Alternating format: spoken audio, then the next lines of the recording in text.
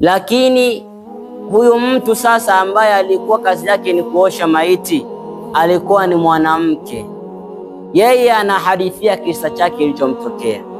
Anasema ya kwamba siku moja yeye alikuwa ameitwa kutoka nyumbani kwake akaoshi maiti ya mwanamke mwenzake, lakini alipofika sehemu yenyewe akaambiwa, ingia ndani. Ukiingia maiti yuko humo. Yule mtu ambaye ni mwanamke huyu mwoshaji akaingia ndani, kisha wale walioko nje waliomuita mwanamke huyu wakamfungia mlango kwa nje.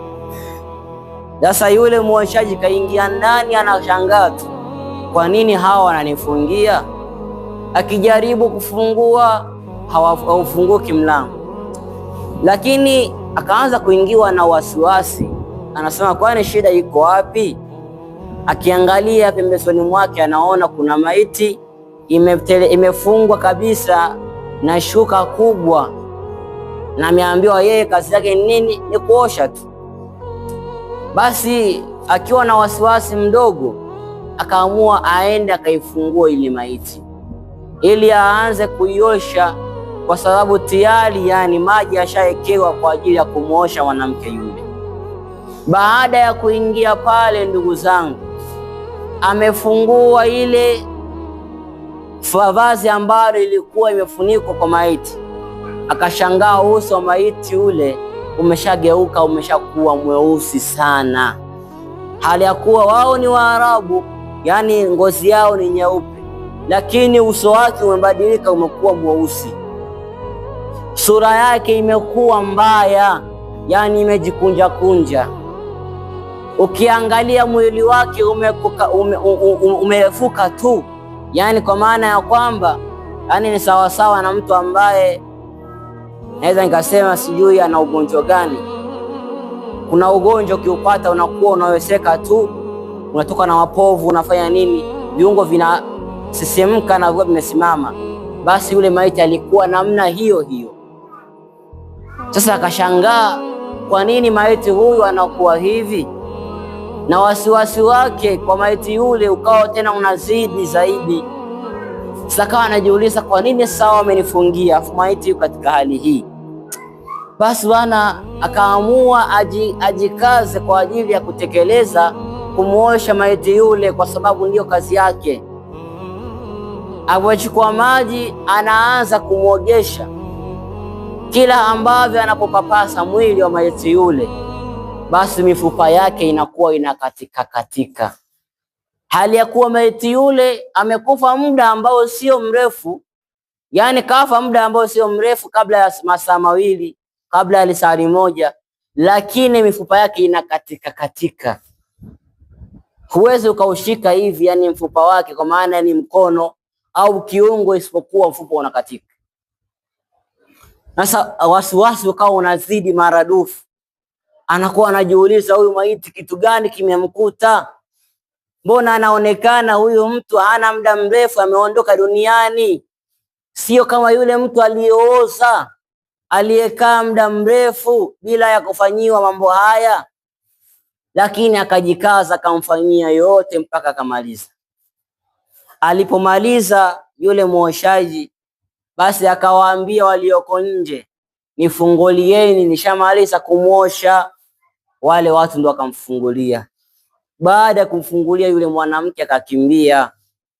Alikuwa anaogopa, yuko peke yake mule, akakimbia kwa yale yote aliyoyaona kwa yule maiti, kwa sababu sio mambo ya kawaida. Alipokimbia kaenda mpaka nyumbani kwake yeye anapoishi, akakaa karibu wiki nzima hatoki ndani. Kwa nini hatoki? Kwa sababu ya kile ambacho amekiona kule. Baada ya wiki kuisha, hofu yake ikawa imepungua, akaona ngoja aende kwa wale waliofiwa na huyu. Nikauliza, jambo gani alilokuwa linamsumbua mtu huyu? Je, alikuwa na maradhi yoyote? Alikuwa na magonjwa yoyote? Basi yule mwanamke alikuwa ni mwoshaji, alipofika nyumbani mwa yule maiti aliyeondoka, akauliza, mimi na maswali mawili. Maswali yangu haya nayauliza kwa sababu ya wema na wala sio kwa sababu ya shari. Swali langu la kwanza, naombeni mniambie kwa nini mlilifungia katika kile chumba, na nilivyowaambia mnifungulia mkunifungulia mpaka nilipowaambia nishamaliza kazi. Swali langu la pili ni kwamba kwa nini nilimuona maiti anatokewa na jambo hili na hili, ambayo sio kawaida ya maiti kuwa vile kwa muda mfupi.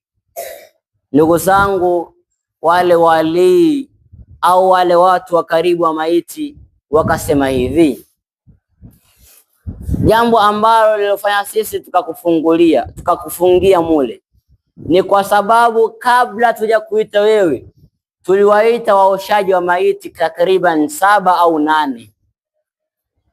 Walipokuja mule walishindwa kumuosha kutokana na ile hali yake. Kila mmoja alikuwa anakimbia baada ya kumuona. Tukasema mtu aliyebakia tunayemfahamu ni wewe peke yako, na lau tukisema tukuache basi hakuna atakayetolea kumuosha maiti huyu. Tukaona tufanye nini? Tukufungie.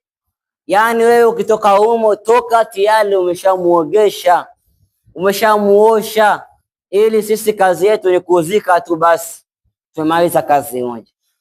Hilo ndo jambo la kwanza. Jambo la pili lililofanya mpaka sisi au mpaka ukaona hali ile uliomuonia maiti, maiti kazi yake alikuwa ni tariku sala, alikuwa ni mwenye kuacha sala. Alikuwa ni wale ambao wakiswali sala ya leo wanakaa mpaka wiki nyingine ndio wanaswali. Leo wapo watu ambao tunaswali Ijumaa mpaka Ijumaa. Leo wapo watu ambao wanaoswali Idi mpaka Idi. Sasa ndugu zangu wa Kiislamu, angalia hali iliyomtokea huyu maiti, lakini hali hii fikiria na wewe ambaye usali, siku ambayo unaondoka kitu gani kitakacho kutokea?